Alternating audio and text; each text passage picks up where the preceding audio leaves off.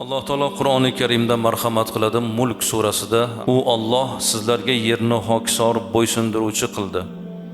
Bas u yerning har tomonida sayohat, tijorat yoki dehqonchilik kasb-kor qilib yurishingiz, Allohning rizqidan tanovul qilishingiz uchun. Qiyomat kunida tirilib chiqish Allohning huzurigadir deb Alloh Mulk surasida marhamat qilyapti. Demak, ushbu oyatda bizni yer uzra tirikchilik, kasb-kor, sayohat, umuman harakat qilishligimizga Alloh da'vat etyapti.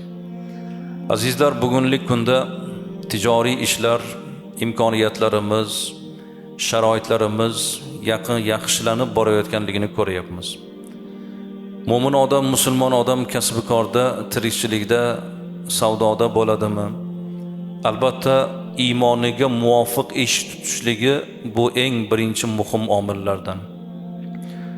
Tijoratda, kasb-korda rostgo'ylik, to'g'rilik, muloyimlik birinchi o'rinda ahamiyat kasb etadi.